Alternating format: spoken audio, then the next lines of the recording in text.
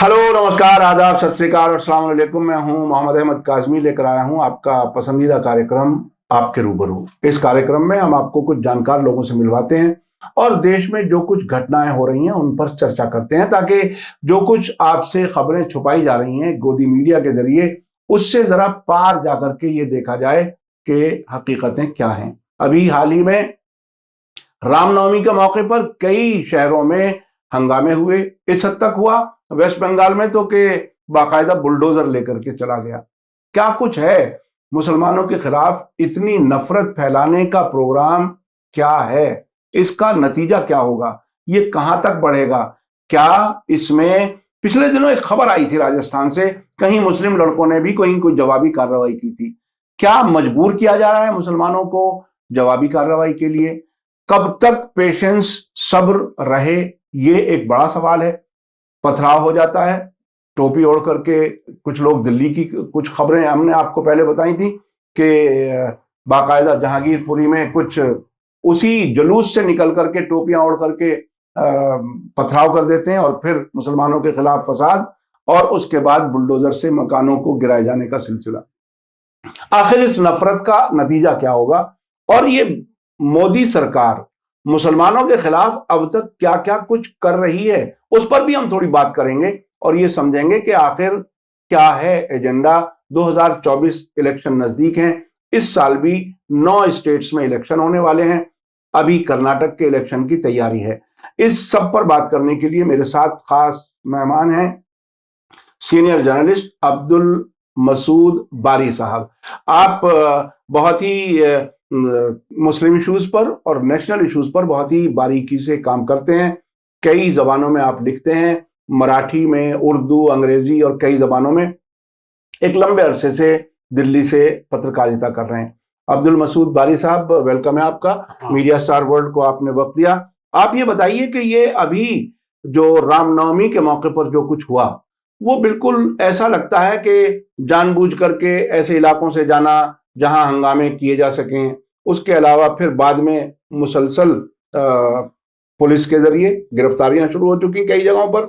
यानी जो विक्टिम है गिरफ्तार वही होगा, जो हमलावर है वो आजाद घूमेगा। क्या कुछ है, आप इसे कैसे देख? पहले तो बहुत शुक्रिया आपका मुझे इस प्रोग्राम में मदु करने के लिए।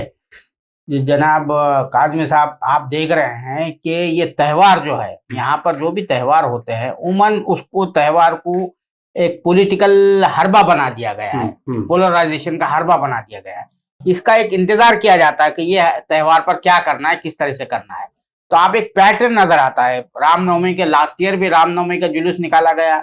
आप मस्जिद के पास जाते हैं, जबरदस्ती ढोल ताशे बजाते हैं, वहां से कोई रिएक्शन नहीं होता है, तो आप अपने तरफ से कुछ गड़बड़ करते हैं ताकि जवास पैदा किया जाए। जैसा कि जहांगीरपुरी में हुआ था, लास्ट ईयर भी हुआ था, तीसरी चौथी मर्तबा आया। यहाँ पे आप देखते हैं कि जहांगीरपुरी में पुलिस ने परमिशन नहीं दी थी, उसके बावजूद भी निकाला गया। वहां हावड़ा में हो रहा है, औरंगाबाद में हो रहा है, जलगांव में हो रहा है, जहां जहां पर भी हो रहा है। यानी एक किस्म का एक पैटर्न बना हुआ है फिरका परस्तों का, एक जो है ना, जो प्लान बना हुआ है कि किस तरह से यहाँ की आबादी को पोलराइज रखना, ताकि वो जो फिरका परस्तों के जो सरगना है या जो तबकात है, उसके पीछे जो तबकात है, वो जो है डेवलपमेंट की जो सम्राट है, वो सबसे ज्यादा उठा रहे, वो फायदा उठा रहे। वो चाहते हैं कि लोगों की तवज्जो उस तरफ मत जाए। अब एक जो तबका है यहाँ पर, जो हमेशा किसी का भी इख्तिदार रहो, वो इख्तिदार वक्त के साथ रहा, उसकी आबादी 3 या 4% बताई जाती है। वो इकोनॉमिक एंड पॉलिटिकल वीकली के एक रिपोर्ट के मुताबिक, मैं अपनी तौर पे नहीं कह रहा हूँ, इकोनॉमिक एंड पॉलिटिकल वीकली के मुताबिक 39% रिसोर्सेज, जॉब्स वगैरह जो है मुल्क के जो है, यानी उस पर काबिज है वो तबका। और वही तबका ये फिरका परस्तों को लीड करता है। यानी उस तबके के अफराद, मेरे कहने का मतलब ये है, उस तबके के अफराद लीड करते हैं, ये फिरका परस्त ताकतों को लीड करते हैं। तो उनका मकसद यही होता है कि लोगों की तवज्जो जो है, वो जो मक्खन और बालाई खा रहे, बगैर मेहनत किए सबसे ज्यादा मजे कर रहे हैं, ऐश कर रहे हैं, उस तरफ लोगों की तवज्जो न जाए। और जो आवाम है, आप पीस रही है, आप देख लीजिए दिल्ली की सड़कों पर, देख लीजिए कितने हजारों लोग जो है रात पे फुटपाथ पे सोते हैं, भीख मांग कर खाते हैं, ये करते हैं। आपको जो है अभी कल ही एक कहीं की रिपोर्ट आई थी वसंत कुंज के इलाके में, वहां पे कुछ अमवात हो रही थी। मालूम हुआ कि वहां पे पानी सही से नहीं मिलता। वसंत कुंज का इलाका बड़ा अच्छा इलाका है, गंदा पानी मिलता है बिल्कुल। यानी ये मुल्क का कैपिटल है, नेशनल कैपिटल है, उसके बावजूद यहाँ पर लोगों को साफ पीने का पानी मुयस्सर नहीं है। तो आप लगाइए, आप कितनी भी आपकी इकोनॉमी ले जाइए, चंद लोगों के हाथ में मुट्ठी में दौलत का इत्तेकास कर दीजिए, लेकिन आवाम को जो फायदे मिलना चाहिए वो नहीं मिल रहे हैं, और आवाम में उतना शऊर भी नहीं है। अरे साहब, सबसे बड़ा मसला तो यही है यहाँ पर। अच्छा, वो जज्बात में बिल्कुल बह जाते हैं। इस सब के बावजूद मोदी जी ये कह रहे हैं कि इतनी तरक्कियों के बाद कुछ लोगों का काम है काला टीका लगाने का। ये देखिए कितनी मिसमराइजिंग जिसे कहना चाहिए, उस किस्म की जबान इस्तेमाल की जा रही है। क्या ये मुमकिन है कि कोई भूखा आदमी बैठा हो और वो भूखा, उसको आप ये एहसास कराते रहें कि बहुत अच्छे दिन चल रहे हैं? ये कब तक, कैसे हो सकता है? ये मुमकिन कैसे है? ये इसकी वजह ये है कि यहाँ का जो माशरा है ना, मैं अक्सर कहता हूँ, अक्सर लिखता भी हूँ ये बात को, कि तोहम परस्ती में मुब्तला है, ज़ईफुल एतकाद माशरा है। फौरन जो है कोई भी बात पे जो है यकीन कर लेता है ना। तो अगर कोई रैशनलिज्म की बात करता है, अक़लियत पसंदी की बात करता है, फौरन उस पर अटैक किया जाता है। अब जैसा बताया गया था ना, एक 20-25 साल पहले का वाकया है कि एक फलां जो है बुद्ध जो है वो दूध पी रहा है ना, लोग उस पर यकीन करने लगे थे। तो ये ज़ईफुल एतकादी इतनी ज़ईफुल एतकादी होने के नतीजे में उसी का फायदा उठाया जा रहा है। ये चेक भी करते हैं बाद आप, यानी इतना कमजोर अकीदा कि दूध आप डाल रहे हैं और वो आप बस ये महसूस कर रहे हैं कि ये पी रहा है, हालांकि वो पीछे गिर रहा है, नाली में जा रहा है, उस तरफ तवज्जो नहीं करेंगे। तो ये इसी चीज का फायदा उठाते हैं ना, इसी चीज का फायदा उठा रहे। अब आप जो है, हमारे प्राइम मिनिस्टर साहब का बहुत मशहूर है कि इंटरनेट आने से पहले वो ईमेल किया करते थे। जी जी जी जी, ऑन रिकॉर्ड है ये। नहीं, वो तो इस हद तक भी कहते हैं कि प्लास्टिक सर्जरी, गणेश की आप तस्वीर देखो तो प्लास्टिक सर्जरी का बेहतरीन नमूना है। तो ये सब चीजें लोगों को बहकाने, बहलाने और फुसलाने के लिए इस्तेमाल की जाती हैं। लेकिन क्या भूख लगती हो इंसान को कब तक धोखे में रखा जा सकता है? इस तरह से कैसे? तो बात बिल्कुल सही कह रहे हैं, बजा कर रहे हैं। मसला क्या है कि वो जो तबका है ना, उसको जब फैसले का वक्त आता है, यानी वोटिंग का वक्त आता है, उसको कुछ पैसे दे दिए जाते हैं, वो खुश हो जाता है। अब इलेक्शन कमीशन का रिकॉर्ड उठा के देखिए, हर इलेक्शन के दौरान कितना पैसा जब्त किया जाता है। वो कहता है कि बेबस है कुरैशी साहब, कुरैशी साहब चीफ इलेक्शन कमिश्नर थे, कि हम बेबस है कि ये जो पैसा इस्तेमाल होता है, लोगों को जो है सिस्टम से कोई यगानगत नहीं है, मोहब्बत नहीं है कि भाई सिस्टम हमको ये देगा, सिस्टम को हमको ये फायदा होगा। उनकी बेगानगी है। उनको मालूम है हमको कुछ ही नहीं मिलने वाला, इमीडिएट 500 रुपए मिल रहे हैं, वही हमारे लिए बहुत बड़ी काम की चीज है। 1000 रुपए मिल रहे हैं, एक शराब की बोतल मिल रही है या एक साड़ी मिल रही है, वही हमारे लिए तमानियत का बायस है। बाद में हमको आगे थोड़ी ये पूछने वाला है, फला करने वाला है। तो इस बुनियाद पर जब होगा तो लोगों में कहाँ से आएगी? फिर दूसरी बात क्या है कि जो पॉलिटिकल पार्टीज होती है, एक तो वो सोशल जो है कॉम्बिनेशन बनाने की कोशिश करती है। इश्यूज पर कहाँ लड़ा जाता है? इश्यूज पर लोगों को कहाँ आपने पॉलिटिकली एजुकेट किया? आप लोगों को पॉलिटिकली एजुकेट करना पड़ता है, तभी तो वो होगा। आपने तो पूरे माशरे को जात पात में, मजहब के दायरों में, फला के मुख्तलिफ दायरों में बांट के रखा हुआ है। आपने कभी एक ह्यूमैनिटी जो है तो पैदा करने की कोशिश ही नहीं की है। अच्छा मसूद बारी साहब, इशू से हम भटक ना जाएं, हम कुछ और चीजों पर भी जानना चाहते हैं जो आप 2014 से अब तक का जो मोदी सरकार का जो रवैया है, खासतौर पे मुसलमानों के लिए, वो उसमें बहुत सी चीजें हैं जिस पर बिल्कुल, आज ही मैं किसी बड़े जर्नलिस्ट से बात कर रहा था, वो पूछ रहे थे भाई कहाँ अफ्तारियां कर रहे हो आजकल। मैंने कहा साहब वो तो खत्म कर दिया है सरकार और कार का, तो अब कहीं होती नहीं। अब उसी वजह से, उनकी वजह से बाकी सियासी पार्टियों ने भी खत्म कर दिया। ऐसा ना हो कि वो कोई इम्पीचमेंट का अपीजमेंट का जो पता लग जाए। तो क्या कुछ है, क्या क्या हुआ, थोड़ा सा याद दिलाने के लोगों को। जी, ये 2014 में मोदी साहब आए थे। हाँ, सबका साथ सबका विश्वास है, सबका विकास, ये उनका खूबसूरत नारा था। दूसरी बात, उन्होंने मुसलमानों के बारे में ये कहा था कि मैं उनके एक हाथ में कुरान, दूसरे हाथ में कंप्यूटर देखना चाहता हूँ। यानी उससे मुराद ये थी कि भाई वो दीन की तालीम भी हासिल करे और दुनियावी तालीम भी हासिल करे, वहां पे भी एक्सेल करे, इधर भी एक्सेल करे, ये कहना चाहते हैं। लेकिन जो ट्रैक रिकॉर्ड देखेंगे, सबसे पहले जैसे आते हैं ये, तो इफ्तारी का इफ्तार, दावत इफ्तार दी जाती थी, उसका मकसद मुसलमानों का पीस करना नहीं था हुकूमती सतह पर। ये यहाँ पर जो मुस्लिम मुल्कों के जो सिफारतकार है, मुस्लिम ममालिक में हमारी एक अच्छी इमेज चले जाए कि हम लोग किस तरह रवादार माशरा है हमारा, टॉलरेंस जो है तो सोसाइटी है, डाइवर्स सोसाइटी है, उसको रिफ्लेक्ट करने के लिए, एक अच्छा मैसेज देने के लिए हुकूमती सतह पर वजीर आजम साहब भी और सदर साहब भी जो है तो वो किया करते थे। उसका देखा देखी पॉलिटिकल पार्टीज भी करती थी। तो सबसे पहले तो आपने जो है तो वो खत्म करवा दिया। अब आप देखिए, मैं अभी जस्ट जो है 2 दिन पहले मैंने खबर वहां कंबोडिया की बनाई। कंबोडिया के वजीर आजम ने 7 रमजान को इफ्तार पार्टी का नज़्म किया। ओआईसी का डेलीगेशन को बुलाया, मलेशिया के वजीर आजम को बुलाया, उसकी बड़ी अच्छी अच्छी तस्वीर छपी हुई है। चाहे तो मैं आपको अरे सब लंदन में रमजान करीम की बाकायदा लाइटिंग हुई जी, बहुत ही प्रोमिनेंट जगह पर। इसी तरह से बहुत से मुल्कों में, और खुद ऋषि सुनक उनके यहाँ अभी एक नमाज की तस्वीर आई है उनके घर पर।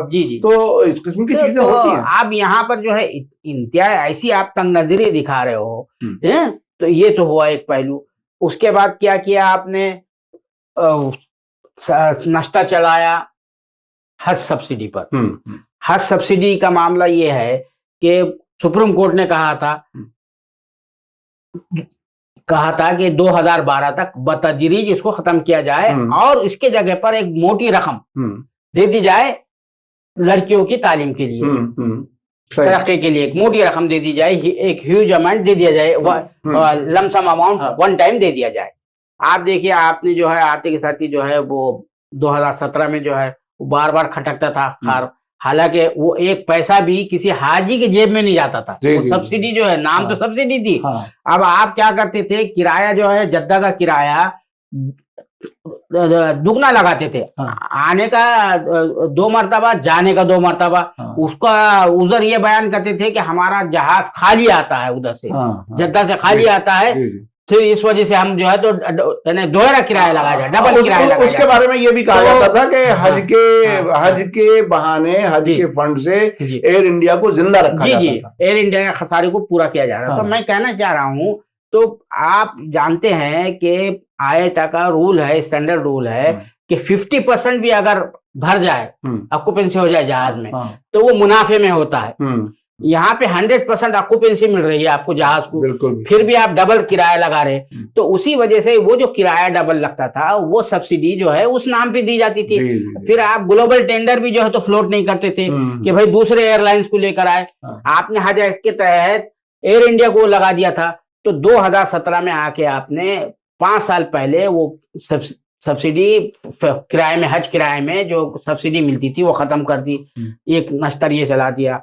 उसके बाद आप जैसा जैसा आगे बढ़ेंगे, ट्रिपल तलाक का बिल ले आया। अरे भाई, आप खवातीन की बड़ी वो करना चाहते हो तो खवातीन की भलाई के लिए, उनके लिए तो उनकी तालीम को नज़म नहीं करते हो, उनके इलाकों में जो है तो वो नहीं कायम करते हो। आपको ट्रिपल तलाक बड़ा नजर आ रहा है ना, हालांकि कोई मसला भी नहीं है, ऐसा कोई मसला भी नहीं है। 1% मुसलमानों को भी मसला नहीं है, बिल्कुल नहीं है। मगर यही कि भाई आपको नीचे दिखाना है। हमने आपने तकरीबन 60 साल की मेरी उम्र हो रही है, आपकी भी तकरीबन 50-60 के बीच में ही है। हमने आपने पूरी जिंदगी में कितने ऐसे वाकयात देखे कि किसी का सुनाओ कि फलां ने ट्रिपल तलाक दी और तलाक हो गई फौरन।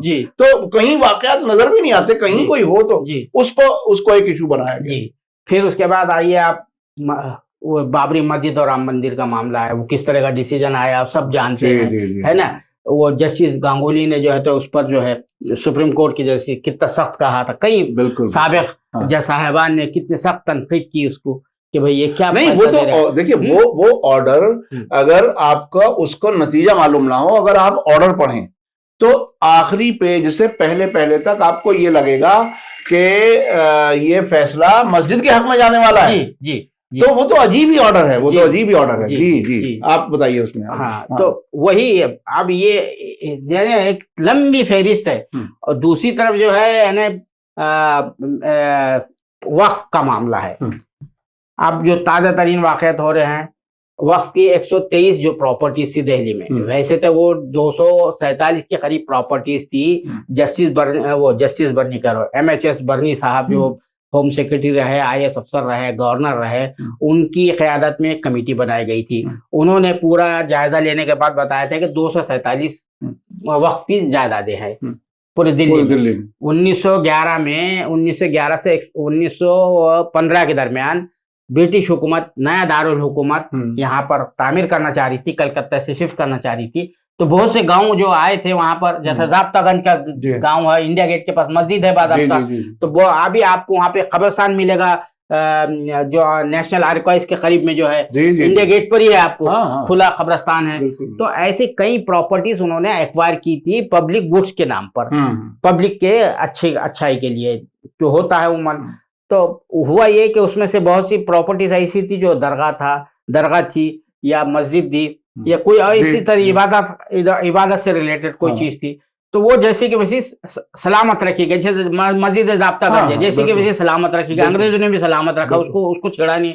वो आप कृषि भवन में देखेंगे, छोटी सी मस्जिद है ना, आपने कभी नमाज पढ़ा होगा। तो अब ये मस्जिदों को, ये जो जायदादें थी, तो उसके बाद HKL भगत की एक कमेटी बनी थी 1984 में। उन्होंने जो है तय करके कहा कि भाई 123 प्रॉपर्टीज दे दी जाए, मुसलमान को दे दी जाए। तो उसमें हुआ ये कि उन्होंने कहा कि ये प्रॉपर्टीज वक्फ की प्रॉपर्टी है। अब एक गलत जो है, तो उसके अंदर एक रिवायत ये डाल दी गई थी कि भाई इनको 1 रुपया लीज पर, परमानेंट लीज पर दे दिया जाए, परमानेंट पट्टे पर, दायमी पट्टे पर दे दिया जाए।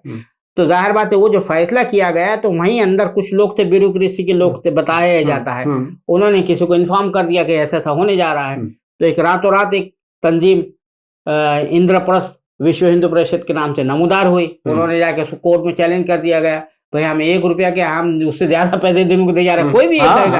अरे भाई, जिसकी प्रॉपर्टी, जिसकी मिल्कियत है, आप उसको वापस दे रहे हैं, आप कौन होते हैं उसको ये कहे कि भाई आप 1 रुपया पट्टे पर देंगे? तो वो मामला अदालत में, यानी वो खुद पट्टे पे देना भी गलत था। वही तो कह रहा हूं ना, जिसकी मिल्कियत है आप उसको तो बिल्कुल, जिसका उसको सीधे उसी को किराएदार बना रहे हो, उसी को किराएदार बना रहे हो। तो ये मजा का खैर सूरत हाल थी ना। तो ये मामला चलता रहा। बहरहाल जब ये UPA की हुकूमत आई, रहमान खान साहब जब वो मिनिस्टर बने, तो उन्होंने इसको तरजीह बुनियाद पर लिया और उन्होंने क्या किया कि भाई ये सब मामला वहाँ अदालत से भी हल हो गया। इन्होंने वो कैबिनेट से फैसला करवा दिया कि ये जो 123 प्रॉपर्टी की बात है, ये वक्फ बोर्ड को वापस दी जा रही है। एक नोटिफिकेशन जारी कर दिया। अब नोटिफिकेशन का सिर्फ मसला क्या हुआ कि जिस दिन नोटिफिकेशन जारी हुआ उसी दिन जनरल इलेक्शन का ऐलान हुआ। तो उसी को बुनियाद बनाकर किसी ने जाके कोर्ट में चैलेंज कर दिया कि ज़ाब्ते अखलाक की खिलाफ वर्जी है। बाकी कोई उसके अंदर हिच नहीं है, कुछ नहीं है। और ये जो हमारे वो वक्फ बोर्ड के जो चेयरमैन है, सोते रहते हैं, सिर्फ बड़े बड़े बातें करते हैं। उन्होंने कह दिया कि ये जो कांग्रेस ने मुसलमानों के साथ धोखा किया, फलां किया, ये हकायक से नावाकफियत का नतीजा है या अपनी खाल बचाने का नतीजा है। 2 ही बातें हैं। बिल्कुल बिल्कुल बिल्कुल। उन्होंने कोई पट्टे पे नहीं दिया था, UPA गवर्नमेंट ने पट्टे पे नहीं दिया था, बाज़ाब्ता आपको दिया था।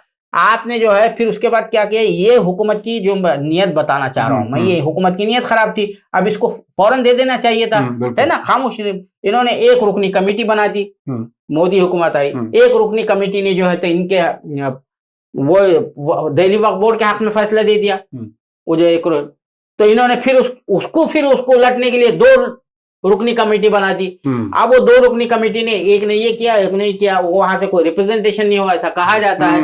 तो अब वो मामला जो है तो उस तरह से फिर कह रहे कि भाई हम, अब आपने कोई जायदाद, सरकारी जो प्रोसीजर होता है बहुत लंबा होता है, सब कुछ होता है। और जो काम किया गया था, वो जो रहमान खान साहब ने अपने दौरे विजारत में, उन्होंने बाज़ाब्ता माहिरीन की कमेटी बिठवाने लगाए थे, अर्बन डेवलपमेंट मिनिस्ट्री। उन्होंने ये रिपोर्ट दी थी कि ये इन जायदादों का कोई कंपनसेशन नहीं दिया गया, उसका कोई रिकॉर्ड मौजूद नहीं। रिकॉर्ड मौजूद होना पड़ता है। बिल्कुल बिल्कुल। तो अब आप जो है, अब आपको वही प्रोसेस से जाना पड़ेगा। आप ऐसा आसान नहीं है सिर्फ बोल दिया, लेकिन आपने सिर्फ पॉलिटिकल माइलेज हासिल करने के लिए कह दिया कि हम वापस ले रहे हैं 123 ज्यादा दे, इतना आसान तो नहीं है। लेकिन जबरदस्ती कर रहे हैं आप, वो अलग बात है। कि जैसा वो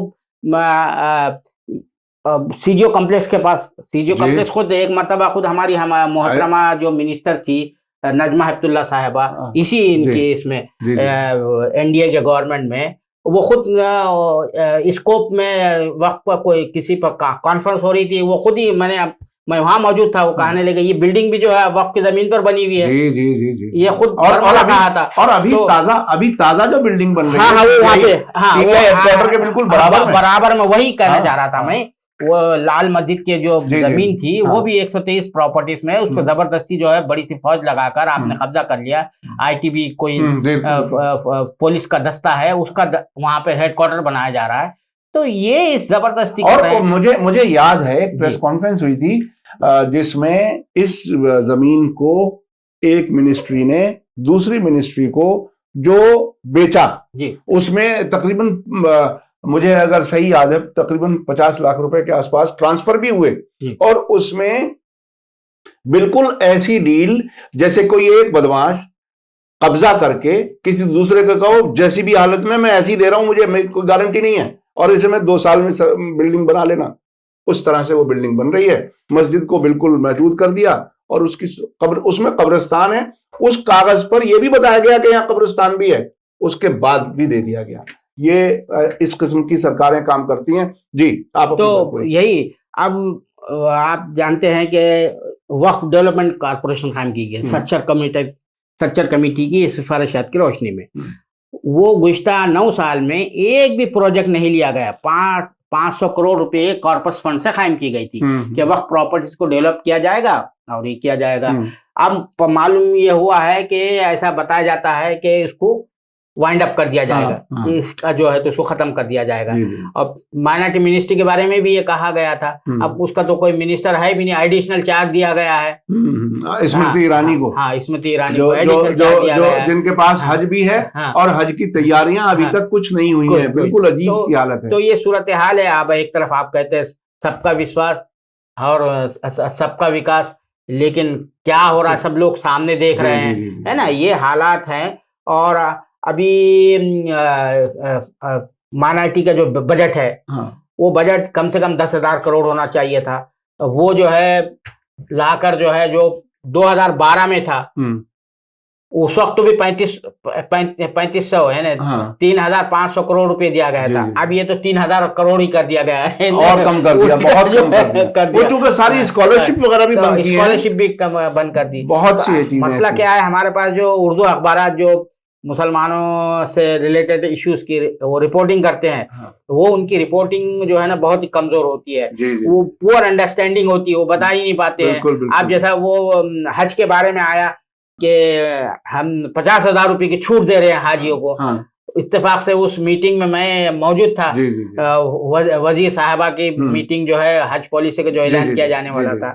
अब हमने एक न्यूज चैनल वाले से कहा, वो यूट्यूबर को उसने लगाया, मैंने कहा कि कहाँ छूट मिली है भाई, सिर्फ ये सहूलत दी गई है कि आप जो है ज़र मुबादला अपने तौर पर हासिल करें। आपके ज़र मुबादला में 2-3 हज़ार रुपए इधर उधर जो चले जाते थे, आप खर्च नहीं करते थे या ज्यादा खर्च हो जाता था, तो वो जो कमीशन जाता था आपका वो बच जाएगा, सिर्फ 2-3 हज़ार रुपए बचेंगे। वो आपको तो लगने ही वाले पैसे आपको नहीं, बल्कि उसमें भी जो आम जो नहीं जानते, मुख्तलिफ मुल्कों के सफर नहीं करते, जो पहली बार अक्सर हाजियों की तादाद उन्हीं की होती है, वो तो बेचारा पैसे बदलने में भी पता नहीं कहाँ कहाँ धक्के खाएगा। यहाँ कम से कम एक पैकेट में मिल जाता था, उसमें से बेफिक्र होकर, उसमें करप्शन होता था थोड़ा बहुत, थोड़ा बहुत तो मगर नहीं को बहुत बड़ा मसला रहा नहीं आज। जब पासपोर्ट जब बनाने जाता है तो सभी मालूम करता कहाँ से लेना है, क्या करना है, और कोई अब रिस्ट्रिक्शंस तो रहा नहीं, आप जा रहे हैं बहुत आसानी से मिल सकता है। थोड़े कुछ लोगों को परेशानी आ सकती है, गाइडेंस तो मिल जाती है, क्योंकि हज के मौके पर हल्के बने हुए रहते हैं, गाइडेंस की जाती है। तो ये चीजें हैं। ओवरऑल देखा जाए तो माइनॉरिटीज के लिए जो है ये हुकूमत का जो दौरानिया है कोई अच्छा नहीं रहा है। एक तरफ उनके सिक्योरिटी का मसला है, मुस्तकिल जो है सिक्योरिटी में इनकी जो है तो खदशात में इजाफा हो रहा है। कब कहाँ पर उन पर तशद्दुद होगा, क्या होगा, कब मॉब लिंचिंग कहाँ हो जाए, किसकी हो जाए, कुछ पता नहीं, किसको झूठे मुकदमे में फंसा दिया जाए। और उनकी जो फलाई जो सरकारी स्कीमें थी वो उनको किस तरह से कमजोर किया जा रहा है, एक तरफ जो है तो वो किया जा रहा। अब आप देखिए ताज़ा तरीन जो फैसला है एकदम जो है सिर्फ इलेक्शन के मकसद से एक पर्टिकुलर जो है सेक्शन को खुश करने के लिए, अपीस करने के लिए आपने जो है आप एक तरफ पसमानदा मुसलमानों की बात करते हैं, दूसरी तरफ वो कर्नाटक में जो 4% पसमानदा मुसलमानों को रिजर्वेशन मिला हुआ था आपने उसको खत्म कर दिया। आप उसको बड़े अनकॉन्स्टिट्यूशनल कह रहे हैं। जी। अरे ये कैसा ये और मुल्क भर में मुसलमानों को बांटने के लिए पसमानदा और अशराफ की कहानी शुरू कराई गई है। ये ताकि मुसलमान आपस में टकराएं और उसमें से कुछ बट करके हमारे पास आ जाएं। इससे पहले सुन्नी और शिया वाला मामला कराते थे। हमें आपको याद है सुब्रमण्यम स्वामी की वो वीडियो जिसमें वो कहते हैं कि हम तो सुन्नी शिया में इख्तलाफ कराएंगे। तो ये इस सरकार का तरीका यही है। हमें आपको सबको समझने की जरूरत है कि हम किस दौर से गुजर रहे हैं और इस दौर से बाहर निकलने के लिए हमें क्या कुछ करना चाहिए। जाहिर है कानून के तहत हमें जो हक है वो इलेक्शन के जमाने में वोट का होता है, उसे सही से इस्तेमाल करें, वो बहुत ही अहम है। कुछ खास आखिर में बात कुछ कहना चाहते हो तो? बस यही कि हमको हर चीज पर नजर रखना चाहिए। हमारे पास जो है एक तरफ से जो है तो कुछ ऐसे हमारे सफों में लोग हैं जो अपीजमेंट में लगे हुए रहते हैं, जैसा कि वो 5 लोग जो है जाके पेंगे बढ़ा रहे हैं और तारीफें करते हैं, लेकिन उन्होंने मुसलमानों के लिए कभी कोई काम नहीं किया। अगर देखा जाए तो है ना, सिर्फ वो अपनी जाती मफादात के। तो ऐसे लोगों से होशियार रहना चाहिए। और दूसरी बात ये है कि ये जो लोग कुछ हमारी सफ़ों में से लिखकर जो जिनको जो है 5,000 रुपये का हौका लगा रहता है या टीवी स्क्रीन पे आने का बड़ा शौक रहता है, वो जो है वो हिंदुत्व का काज जो होता है, जो डिबेट्स होती है उसमें जाकर जो है तो उसको तकफीत पहुंचा रहे हैं और जो है मुसलमानों और इस्लाम से लोगों को बज़न करने का जो काम टीवी चैनलों के जरिए होता है, बात टीवी चैनल के जरिए हो रहा है, उसके ये माविन बन रहे हैं। ये भी उसके उतने ही कसूरवार है मुल्जिम। बिल्कुल। और आखिर में आपको बता दूं कि जिन 5 लोगों का जिक्र किया उनमें जनाब नजीब जंग साहब जो दिल्ली के लेफ्टिनेंट गवर्नर रह चुके हैं, शाहिद सिद्दीकी जर्नलिस्ट, उसके अलावा सलीम शेरवानी, उसके अलावा SY कुरैशी। तो ये 4-5 लोग हैं और जमीरुद्दीन शाह जो AMU के वाइस चांसलर रह चुके हैं। ताजा खबर मेरे पास पर्सनल इत्तला ये मिली है, चूंकि सोशल मीडिया पे सब कुछ बता देना चाहिए, मैं उस नजरिए का हूं। वो ये कि निजामुद्दीन में एक ऑफिस बना है I Do के नाम से, जो एक एजुकेशन के सिलसिले में एक ऑर्गेनाइजेशन बनाई है जिसमें यही 5 लोग हैं, तकरीबन 50,000 रुपए महीने के किराए पर, और उसमें तकरीबन 10 लाख रुपए सजाने में इसमें उसमें लगा दिए। लेकिन असल काम क्या हो रहा है? RSS की, BJP की दलाली, वो है बहुत ही अहम। हमारे अपने दरमियान मुनाफिक कौन हैं? मुनाफिक मैं इसलिए कह रहा हूं कि जिस पार्टी ने मुसलमानों को कहां से कहां ले आए कि वो बिल्कुल खामोश रहने लगा, किसी चीज पर रिएक्ट नहीं करता, सिर्फ अंदर अंदर बर्दाश्त करता है, उसको कहते हैं RSS। मुल्क की के तामीर में बहुत ही ईमानदारी से काम कर रही है। ये मुनाफिकों के असल चेहरे। बहुत बहुत शुक्रिया, आपने हमारे लिए वक्त दिया, इसके लिए मैं शुक्रगुजार हूं। इसी के साथ मुझे दीजिए इजाजत। धन्यवाद, शुक्रिया। जय भारत, जय हिंद।